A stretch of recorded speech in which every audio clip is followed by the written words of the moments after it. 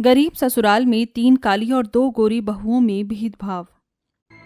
कलावती का मुंह फूला होता है और वो सोफे पर बैठी हुई टीवी देख रही होती है कि तभी गुस्से से वो अपनी तीनों बहुओं को आवाज लगाती है। कहाँ मर गई तीनों की तीनों? जब देखो यहाँ से वहाँ घूमती रहती हैं। कोई काम तो दिखाई देता नहीं है, जैसे कल्लो मैया कहीं की। अरे कहाँ मर गई? आती क्यों नहीं हो इधर? कलावती के चिल्लाने की आवाज सुनते ही उसकी तीनों काली बहू उसके सामने आती हैं और कहती हैं, क्या हुआ माँ जी, आपने हमें याद किया? अरे सुबह के 10 बज रहे हैं, तुम तीनों में से कोई भी दिखाई नहीं दे रहा था। कर क्या रही हो तुम तीनों? अभी तक हमें नाश्ता भी नहीं मिला। माँ जी, मैं रसोई में नाश्ता ही तो बना रही थी। माँ जी, मैं कपड़े धो रही थी। माँ जी, मैं तो घर की सफाई ही करके मंदिर में पूजा करने गई थी।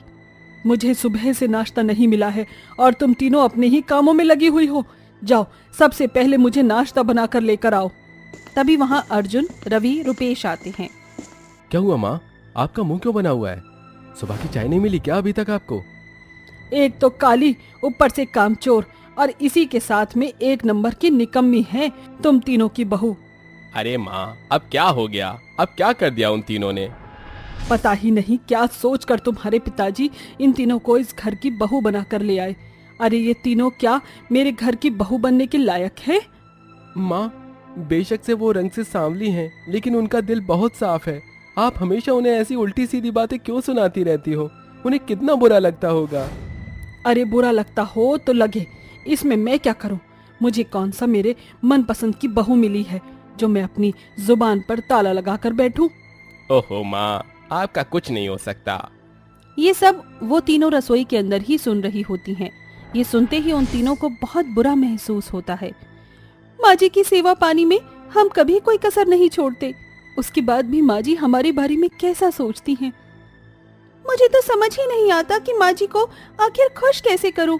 जब से इस घर में आई हूँ तब से ही देख रही हूँ कि माँ जी को किसी भी चीज से खुशी मिलती ही नहीं।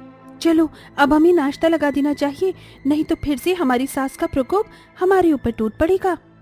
तीनों की तीनों फौरन नाश्ते की टेबल पर नाश्ता लगा देती हैं, जिसके बाद कल्याणी के तीनों बेटे नाश्ता करके चले जाते हैं। कुछ ही देर में वहाँ दामोदर और उसके छोटे दोनों बेटे उठकर आते हैं। अरे आओ आओ मेरे प्यारे लाडलो, तुम्हारा ही तो इंतजार था। अरे क्या बात है, आज तुम अपने बेटों पर कुछ ज्यादा ही प्यार लुटा रही हो। सब कुछ ठीक तो है ना?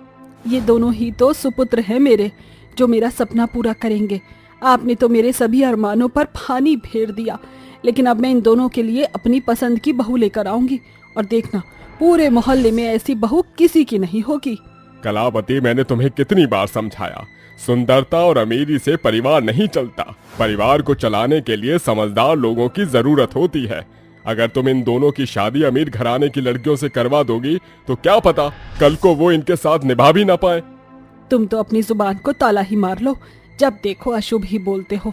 देखना, मैं लड़कियां ढूंढ कर लेकर आऊंगी तो वो घर को संभालेंगी भी और दहेज में खूब सारा पैसा भी लेकर आएंगी। कुछ ही दिनों में कलावती अपने दोनों बेटों के लिए अमीर लड़कियां ढूंढकर उनकी शादी करवा देती है, जिसके चलते वो उन दोनों का बहुत धूमधाम से गृह प्रवेश करती है। हाय हाय, क्या बात है, तुम दोनों तो बिल्कुल चांद का टुकड़ा लग रही हो। भगवान तुम्हें हमेशा इसी तरह सुंदर बनाकर रखे, तुम्हारी खूबसूरती पर कभी दाग न लगे और बुरी काली लोगों की नजर से बचा कर रखे। अगर आपका ड्रामा खत्म हो गया हो तो हम दोनों अंदर आ जाएं, बहुत ज्यादा थक गई हैं। हाँ सासू मॉम, क्या हम अपने कमरों में जा सकती हैं? हाँ हाँ, क्यों नहीं, चलो मैं ही तुम्हें तुम्हारे कमरे दिखा देती हूँ। कलावती उन दोनों को उनके कमरे में ले जाती है, जिसके चलते कलावती की दोनों अमीर बहू अपना कमरा देखकर कहती हैं, हे भगवान, ये क्या इतने घटिया कमरे में मैं सोऊंगी? इस कमरे में तो एसी तक नहीं है। लगता है हमारे माता पिता को आप लोगों की गरीबी के चलते सब कुछ पता था, तभी उन्होंने हमारे दहेज में हमें एसी भी भिजवाया है। एसी का नाम सुनते ही कलावती बहुत खुश होती है, जिसके चलते वो फौरन अपनी दोनों बहुओं के एसी दहेज के सामान से निकलवा कर उनके कमरों में लगवा देती है। मेरे होते हुए मेरी बहू, तुम्हें कोई भी परेशानी उठाने की जरूरत नहीं है। अब तुम दोनों आराम करो, बाकी के काम तो तुम्हारी जेठानी अभी देख लेंगी।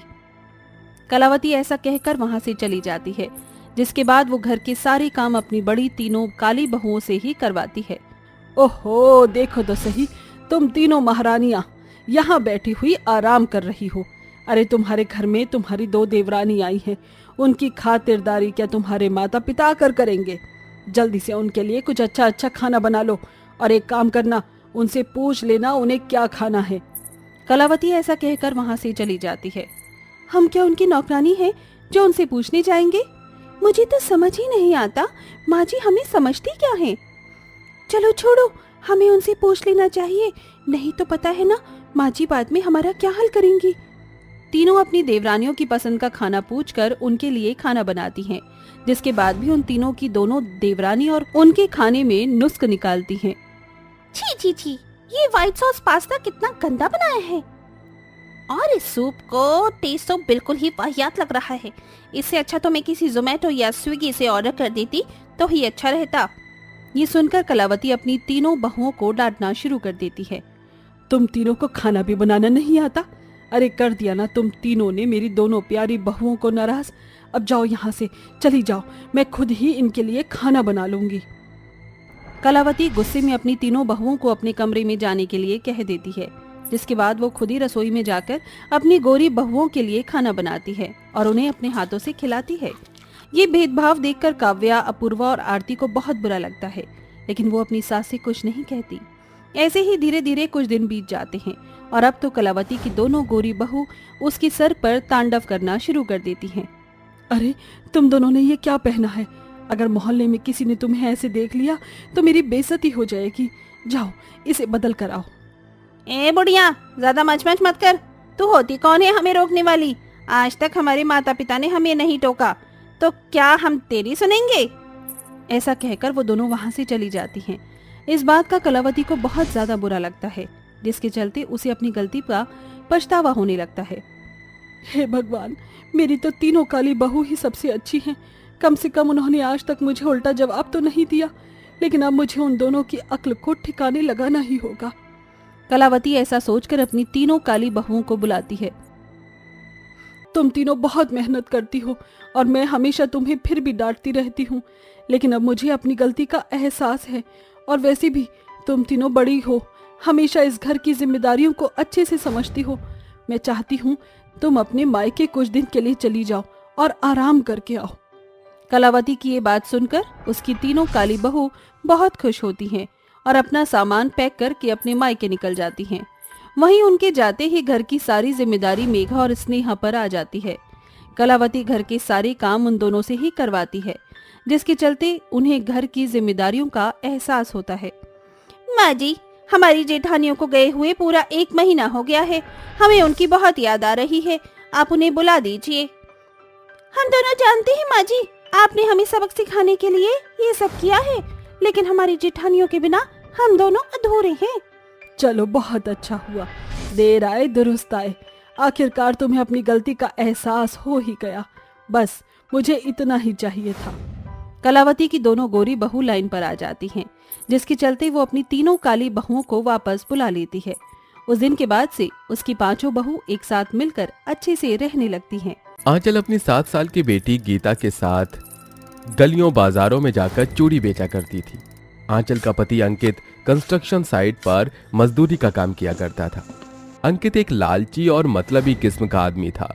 वो जो भी पैसे कमाता था वो अपनी जरूरतों को पूरा करने के लिए खर्च कर दिया करता था, जिस वजह से आंचल को घर चलाने के लिए चूड़ी बेचना पड़ता था। चूड़ी ले लो, रंग बिरंगी चूड़ी ले लो। ये चूड़ियाँ कैसी दी हैं? बहन जी 30 रुपए दर्जन है। एक काम करो, 2 दर्जन दे दो। माँ जल्दी चलो ना, मुझे घर जाकर स्कूल का बहुत सारा होमवर्क करना है। हाँ बेटा चल रहे हैं, बस 2 मिनट। ये लीजिए, ये लो तुम्हारे 60 रुपए। माँ मुझे भी स्कूल जाना है, मुझे भी पढ़ाई करनी है और ऐसे स्कूल में कपड़े पहनने हैं जो आप मुझे स्कूल क्यों नहीं भेजती हो माँ? बेटा मैं आपको जरूर स्कूल भेजूंगी, फिर आप भी ऐसे ही कपड़े पहनोगी, रोज रोज स्कूल जाओगी, नए नए दोस्त बनाओगी। लेकिन माँ कब? आप हमेशा मुझसे यही बोलती हो, लेकिन कभी भेजती नहीं हो। अपनी बेटी के मुंह से ये बात सुनकर आंचल बहुत दुखी हो जाती है। वो भी अपनी बेटी को पढ़ाना चाहती थी, लेकिन पैसों की कमी के चलते वो अपनी बेटी को पढ़ाना तो दूर, उसकी छोटी छोटी ख्वाहिशों को पूरा भी नहीं कर पाती थी। माँ माँ बहुत गर्मी लग रही है, मुझे आइसक्रीम खिला दो ना, देखो सब बच्चे खा रहे हैं। बेटा मेरे पास इतने पैसे नहीं है कि मैं तुम्हें इनकी तरह इतनी महंगी आइसक्रीम खिलाऊं। मुझे नहीं पता मुझे आइसक्रीम खानी है, वो भी अभी। गीता को ऐसा रोता देख आंचल उसे एक कुल्फी वाले की दुकान में ले जाती है और वहां से उसे एक 5 रुपए की कुल्फी दिला देती है। ये तो बहुत अच्छी है माँ। अपनी बेटी को खुश देख आंचल भी बहुत खुश हो जाती है, जिसके बाद वो अपनी बेटी को लेकर घर चली जाती है। लेकिन घर जाने के बाद वो देखती है कि उसका पति शराब पी रहा है। ये आप क्या कर रहे हैं? आपने फिर पीना शुरू कर दिया? आप अपनी सारी कमाई अपनी इसी शराब पर खर्च कर देते हो। गीता 7 साल की हो चुकी है। आपने कभी ये सोचा भी है कि हमें उसका स्कूल में एडमिशन करवाना चाहिए? उसकी उम्र के सारे बच्चे स्कूल जाते हैं। इस घर को चलाने के लिए मैं दिन रात चूड़ियां बेचती हूँ, लेकिन आप हो कि एक पैसा भी घर पर नहीं देते हो। अरे तेरे इतनी हिम्मत कि तूने मुझसे ऊंची आवाज में बात की। इतना कहकर अंकित गीता को मारना शुरू कर देता है, जिसके बाद वो वहां से चला जाता है। माँ मैं आपसे किसी भी चीज की जिद नहीं करूंगी। मुझे कुछ भी नहीं चाहिए, मुझे स्कूल नहीं जाना, मैं आपके साथ ही चूड़ियां बेचा करूंगी। नहीं मेरी बच्ची, मैं तेरी जिंदगी ऐसे बर्बाद नहीं कर सकती हूँ। देखना भगवान हमारी जरूर मदद करेगा, उसके यहाँ देर है अंधेर नहीं। इतना कहकर दोनों माँ बेटी एक दूसरे के गले मिलकर रोने लगती हैं और ऐसे ही कुछ दिन बीत जाते हैं। और एक दिन, बेटी रूबीना ये देखो, ये वो साइट है जहां मैं तुम्हारे नाम की कंपनी खोल रहा हूं। देखना तुम, ये कंपनी भी हमारी बाकी कंपनियों की तरह ही टॉप पर जाएगी। डैड वो तो जाएगी ना, क्योंकि मेरे नेम से जो है आपकी कंपनी। वो तो है। अच्छा बेटा तुम साइट देखो, मैं अभी थोड़ी देर में आता हूँ। रूबीना अपने पिता के जाने के बाद साइट देखना शुरू कर देती है। रूबीना साइट देख ही रही होती है कि अचानक उसके ऊपर से एक बहुत भारी सिल्ली गिरने ही वाली होती है कि अचानक अंकित आकर रूबीना को बचा लेता है।